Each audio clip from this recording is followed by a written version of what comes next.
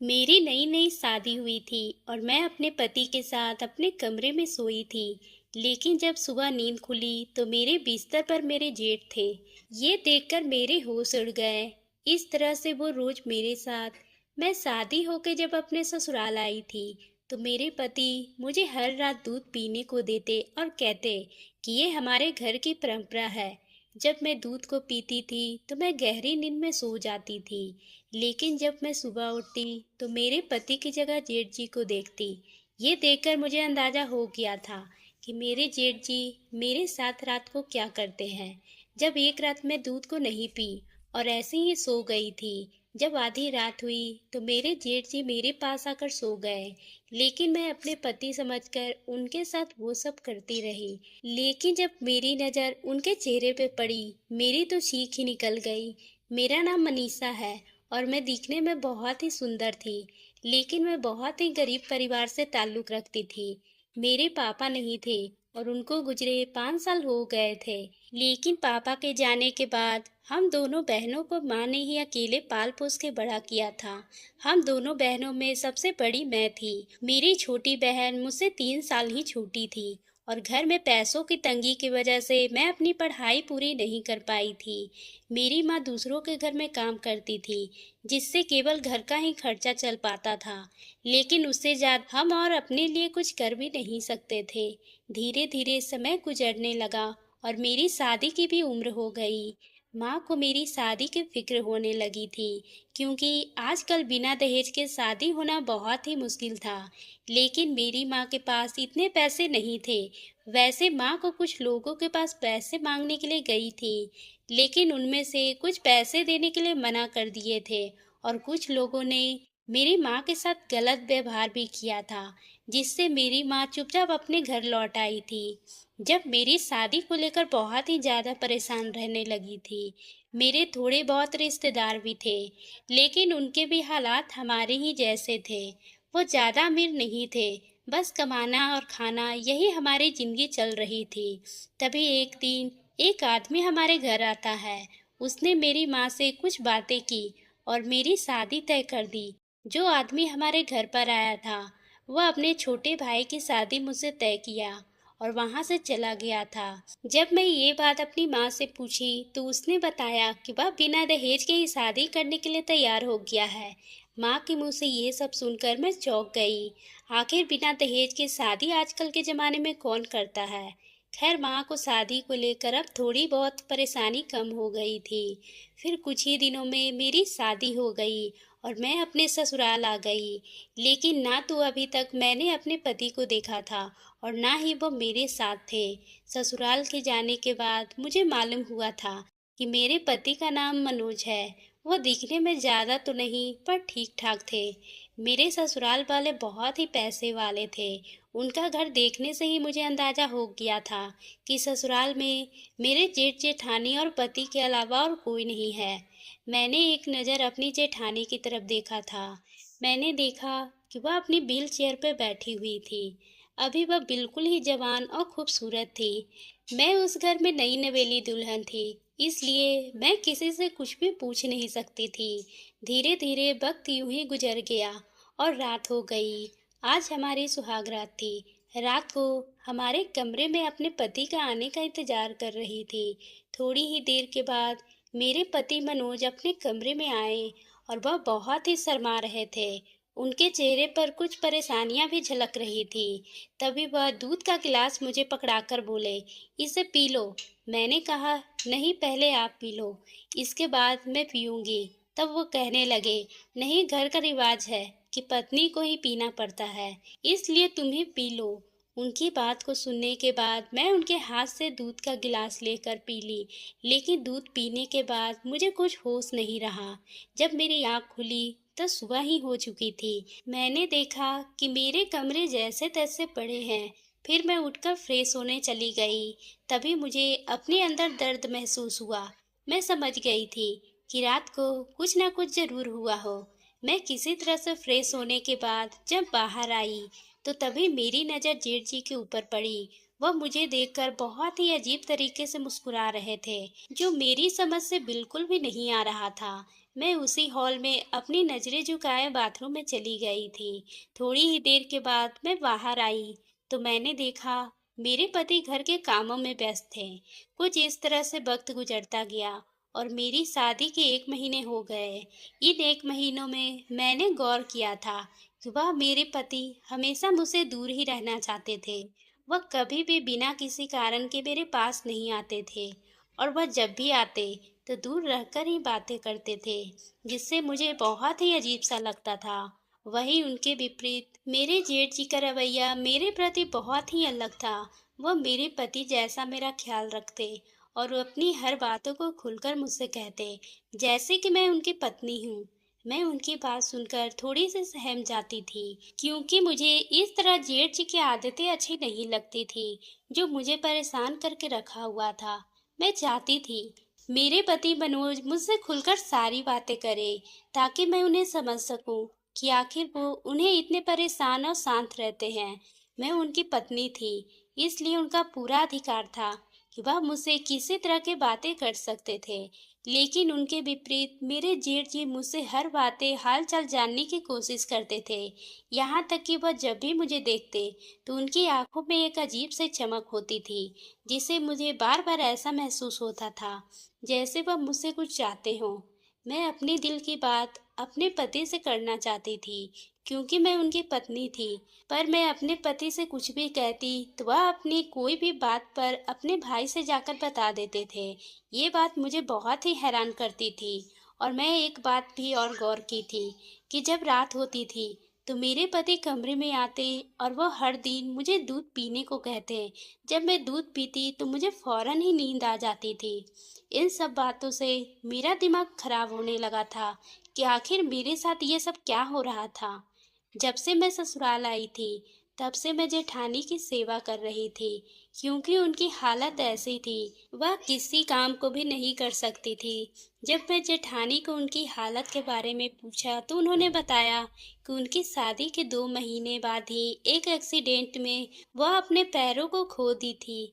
जब से एक अपाहिज की जिंदगी जी रही थी। ये सुनकर मेरी आंखों में आंसू आ गए।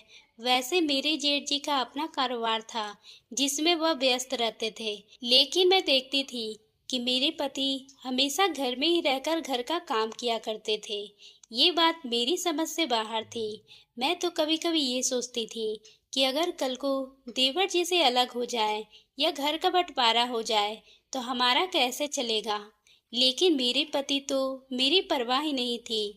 जब भी उनसे कुछ कहती तो वह कोई ना कोई बहाना बनाकर बात को हमेशा टाल दिया करते थे। मेरे पति तो बस घरों के कामों में ही व्यस्त रहते थे, लेकिन फिर मुझे किसी चीज की कोई भी कमी नहीं होती थी, जिस पर मैं कभी कभी सोचती थी कि आखिर बस ये सब कैसे पूरा हो रहा है। मेरे पास इतना ज्यादा उलझन थी कि मुझे किसी सवाल का जवाब ही नहीं मिल पा रहा था। आखिर घर में क्या हो रहा था, मेरी समझ से बिल्कुल बाहर था।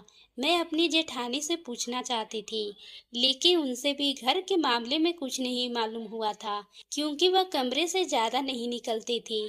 जब रात को अपने पति के साथ कमरे में होती तो सोचती कि आज अपनी खुशियों या दुख के बारे में अपने पति से बात करूं, लेकिन मुझे हर रोज ये कहकर दूध का गिलास थमा देते कि ये लो, भाभी ने तुम्हें पीने के लिए कहा है, जो मुझे पीना ही पड़ता था। धीरे धीरे मैं भी घरों के काम में अपने पति का हाथ बटाने लगी थी, क्योंकि मुझे अपने पति को काम करते देख मुझे बहुत ही बुरा लगता था। इसलिए मैं भी घरों के काम में उनका साथ देती थी और साथ ही साथ जेठानी की भी सेवा कर देती थी, जिससे मेरे जेठ जी भी खुश रहते थे। लेकिन उनकी नज़रों में एक अलग ही कशिश थी। जब वो मेरी तरफ देखती तो मेरे वजूद पर एक अजीब सी चुभन सी महसूस होती थी। मैं उनकी निगाहों से बचना चाहती थी, लेकिन यह मुमकिन नहीं था, क्योंकि घर में मैं एक थी और जो सब कुछ संभाल कर रखी थी। वक्त गुजर गया। अब शादी के 6 महीने हो गए थे और मैं माँ बनने वाली थी। लेकिन एक दिन सुबह जब मैं सोकर उठी तो मेरे बेड पे मेरे जेठ जी गहरी नींद में सो रहे थे। फिर मैंने एक नज़र अपने ऊपर डाली मेरे तो होश ही उड़ गए, क्योंकि उस वक्त ये सब देखकर मैं एकदम से घबरा गई और जल्दी से जल्दी अपने कपड़े ठीक किए। मैंने अपने जेठ जी को उठाने की कोशिश की, लेकिन मैं उन्हें उठाए बिना ही अपने जेठानी के पास चली गई। फिर मैं उनसे पूछी कि जेठ जी मेरे कमरे में मेरे बिस्तर पे क्यों है? तब जेठानी जी कहने लगी, मुझे नहीं पता, वो तो पूरी रात मेरे पास थे, फिर तुम्हारे पास कैसे जा सकते हैं? फिर मैं जल्दी से वापस अपने कमरे में आ गई और जेठ जी को उठाने लगी। जेठ जी की नज़र जब मुझ पे पड़ी तो उनके चेहरे का रंग ही उड़ गया। मैं उनसे पूछने लगी कि आखिर वह मेरे बिस्तर पर क्या कर रहे हैं, जबकि मैं उनके छोटे भाई की पत्नी हूँ। ये सब कहते कहते रोने लगी थी, क्योंकि मैं जिस हाल में थी उससे मुझे अंदाज़ा लग गया था कि मेरे जेठ जी मेरे साथ कुछ किया हो। मेरी आवाज़ सुनकर मेरे पति मनोज और जेठानी भी मेरे कमरे में आ गए। मैंने उनसे अपनी हालत के बारे में बताया, लेकिन किसी के भी चेहरे पर मेरे लिए कोई भी हमदर्दी नहीं थी। सभी चुपचाप मेरी बातों को सुन रहे थे, जबकि मेरे पति तो सबसे पहले इस बारे में सोचना चाहिए था। मैंने अपने पति से कहा कि तुम कुछ बोल क्यों नहीं रहे हो? आखिर मेरी इज्जत का सवाल है। मेरे सवालों का कोई जवाब नहीं मिल रहा था। तभी जेठ जी ने मुझे एक ऐसी बात बताई जिसे सुनने के बाद मेरे पैरों तले से जमीन ही निकल गई। इतना बड़ा धोखा मेरे साथ, ये सब मैंने कभी सोचा नहीं था। आखिर मैं किसी का क्या बिगाड़ा था जो मेरे साथ इतना बड़ा धोखा हुआ था? मैं तो इसी भरोसे से अब तक अपने ससुराल में रह रही थी कि मेरे पति मनोज और मेरे जेठ दोनों भाई हैं, लेकिन नहीं, मेरे पति तो इस घर के एक नौकर निकले। जेठ जी आगे जो कुछ मुझे बताया उसे सुनने के बाद मुझे ऐसा लगा कि जैसे मैं एक खरीदी हुई लड़की हूँ और मेरे जेठ जी मेरे साथ इतने दिनों से रह रहे थे। उन्होंने बताया कि मनीषा, तुम्हारी शादी हम सबके मर्जी से मनोज से हुई है, लेकिन वह सिर्फ मेरे लिए ये सब किया गया था, क्योंकि मेरी पत्नी के एक्सीडेंट के बाद मैं बहुत ही ज़्यादा परेशान हुआ। मैं अपनी पत्नी की वजह से अपना कारोबार ठीक से नहीं चला पा रहा था, इसलिए मैंने घर पर मनोज को रख लिया। मैं अपनी पत्नी से बहुत ही प्यार करता था, इसलिए मैं उसे छोड़ भी नहीं सकता था, क्योंकि हमारी अपनी पसंद की शादी थी। लेकिन तकदीर ने हमारे साथ एक ऐसा खेल खेला कि मेरा सब कुछ बर्बाद हो गया। कुछ दिन तक जैसे तैसे गुजारा हो गया, लेकिन मेरी पत्नी कभी माँ नहीं बन सकती थी, क्योंकि डॉक्टर ने उसे ये बात बताई तो उसने फैसला किया कि वह मेरी दूसरी शादी कर देगी। पर मैं ये बात मानने को तैयार नहीं था, इसलिए उससे जब ये घर छोड़कर जाने का फैसला किया तो मैं उसके फैसले को मान गया, क्योंकि मैं उसे अपने से दूर नहीं जाने देना चाहता था। वैसे मेरी पत्नी का ख्याल रखने वाला भी कोई नहीं था। मेरी पत्नी मुझे बार बार जिद करने लगी कि तुम दूसरी शादी कर लो। उसके बहुत जिद करने पर मैंने कई लड़कियां भी देखी, लेकिन मेरी पहली पत्नी के रहते हुए उनके घर वाले शादी के लिए तैयार नहीं। लड़की खोजने में बहुत ही परेशान हो गए थे। फिर सोचा अब क्या होगा, ना तो मेरी पत्नी माँ बन सकती है और ना ही मुझे वह सुख दे सकती। कुछ ही दिन में इसी तरह से वक्त गुजर गए। फिर हमने एक प्लान बनाया और मनोज को इस बात के लिए कहा, जो कि हमारे घर का नौकर था, उसे इस बात के लिए तैयार किया। मैंने उसे कहा कि वह तुमसे शादी कर ले, लेकिन उसका वास्ता सिर्फ शादी तक ही होगा, बाकी का तुम्हारे साथ एक पति का रिश्ता मैं निभाऊंगा। लेकिन मेरी इस प्रस्ताव को मनोज ने साफ इनकार कर दिया। फिर कुछ दिन के बाद उसकी बाबा की तबीयत खराब हो गई थी। उसके लिए उसे पैसों की जरूरत पड़ी। तब मैं उसे पैसे देने के लिए तैयार हो गया था, लेकिन उसके बदले में तुमसे शादी करने के लिए कहा, तब जाकर वह तैयार हुआ।